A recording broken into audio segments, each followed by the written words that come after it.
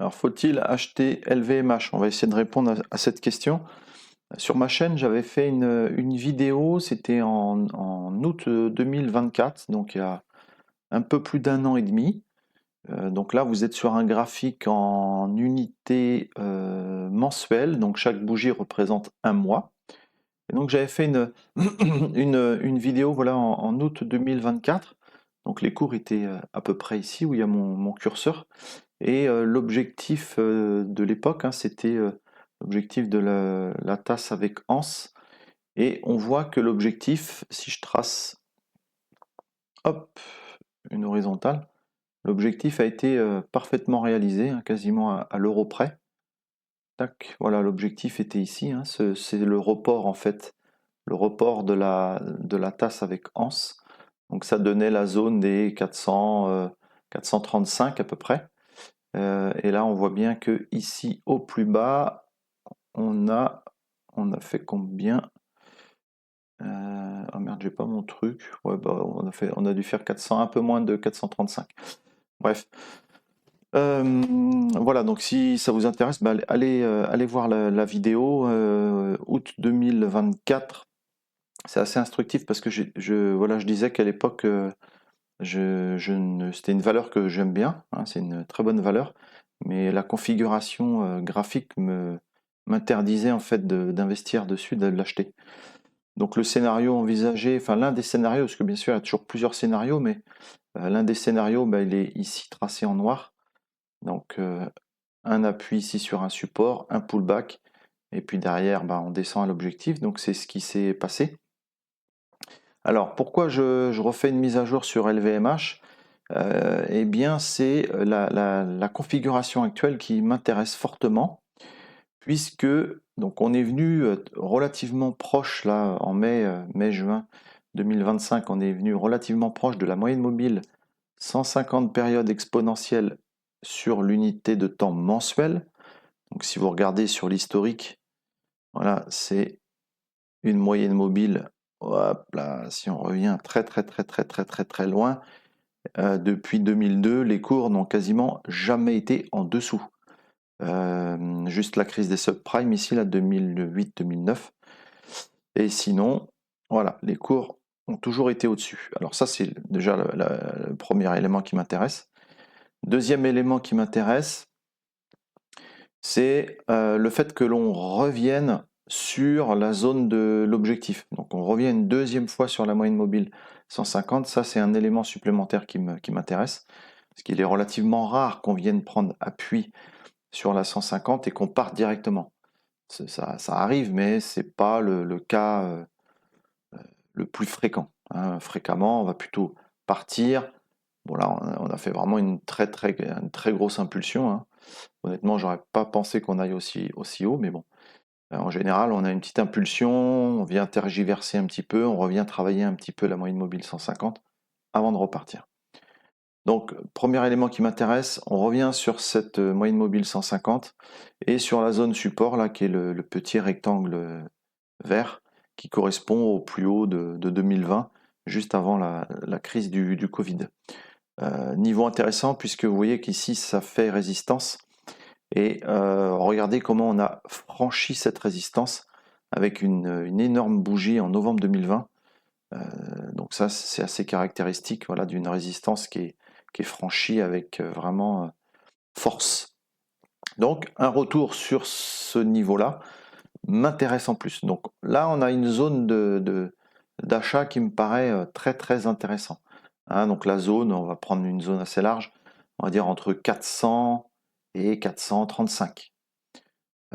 Voilà, donc ça fait à peu près 10% d'écart, hein, entre 400 et 435. Deuxième élément qui m'intéresse, c'est mon indicateur de timing. Donc cet indicateur, je l'utilise pour avoir le timing, savoir à quel moment rentrer sur la valeur. Là, nous sommes dans une zone où le timing est favorable à l'achat. Donc sur l'unité de temps mensuel, on a une zone où on se rapproche d'une zone favorable à l'achat et on est dans un timing favorable à l'achat.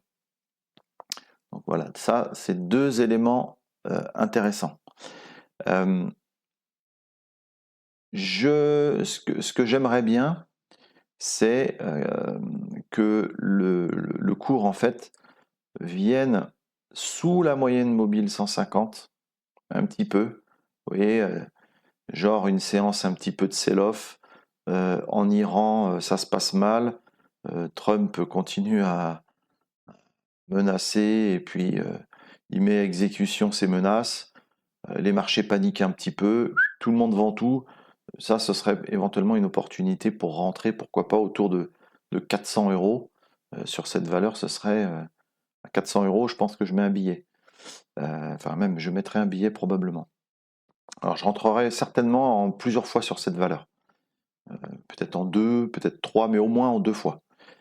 Donc voilà un niveau très intéressant. Si on regarde maintenant sur les unités de temps inférieures, hop, donc là on est sur de l'hebdo. Donc là sur l'hebdomadaire, bon bah très clairement, nous sommes sous la moyenne mobile 150 qui est en bleu et sous la moyenne mobile 20 qui est en rouge. Et là ce qui va m'intéresser, ça va être une éventuelle divergence. Je m'explique. Si... Alors attends, je vais prendre... tac. Voilà, là je vais mettre sous les plus bas à peu près. Voilà. Donc si les cours passent sous les 432 à peu près, d'accord? Et que mon indicateur là qui est en bleu, pas le rouge, hein, je vais prendre le bleu là, c'est sa moyenne mobile. Si la moyenne mobile ici ne fait pas un plus bas alors que les cours, eux, font un plus bas, parce que là je trouve qu'il y a pas mal de marge entre le niveau là de ma moyenne mobile qui est en bleu là, où il y a mon curseur, et le niveau actuel. Je trouve qu'il y a encore beaucoup de marge alors que les cours sont relativement proches. Donc là, je me dis que peut-être, si on descend relativement vite et qu'on vient repartir un petit peu à la hausse pour valider une divergence haussière, alors là, ce sera un signal, un nouveau signal très intéressant. Donc on aurait un signal sur le mensuel, un signal sur l'hebdomadaire. Donc ça, pour l'instant, il n'y a pas de divergence, mais je surveille. Et lorsque je regarde en jour, bon bah là, clairement c'est pareil, hein, on est sous les moyennes mobiles, hein, sous la 150 qui est baissière, sous la moyenne mobile 20 qui est baissière aussi. Et là actuellement le timing sur sur l'unité de temps journalier, pour l'instant le timing n'est pas favorable. Et là très clairement, on peut arriver, alors ça c'est une configuration aussi qui peut être intéressante sur mon indicateur. Vous voyez ici là, en juin 2025, on a l'indicateur avec tous ses composants qui se regroupent quasiment pour faire qu'un. Ça, c'est souvent un signal de saturation. Hein, vous voyez ici, là, alors ça ne veut pas dire forcément d'acheter, mais c'est un élément supplémentaire qui nous indique que la tendance en cours est en train de s'épuiser. Donc, si sur le journalier, on pourrait avoir ça, ce serait un élément supplémentaire qui me conforterait dans l'achat de LVMH. Donc, pour résumer, d'ailleurs, je pense si la vidéo vous intéresse, merci de la liker parce que ça me permet d'améliorer le référencement et puis de me rendre compte que ce que je fais, ça vous intéresse. Donc c'est très gentil. Donc pour conclure, voilà, zone d'achat pour moi, en tout cas moi je pense que je vais essayer de rentrer là entre 400 et 435 si on y va. Et puis l'idéal étant d'avoir sur l'hebdomadaire, si on peut avoir une belle divergence sur mon indicateur, ça ce serait un élément supplémentaire. Je vais suivre la valeur en espérant eh bien, de ne pas avoir de petits soucis. Mais pour l'instant ça va, donc c'est cool. Je vous souhaite un bon week-end de Pâques, et puis à très bientôt. Salut!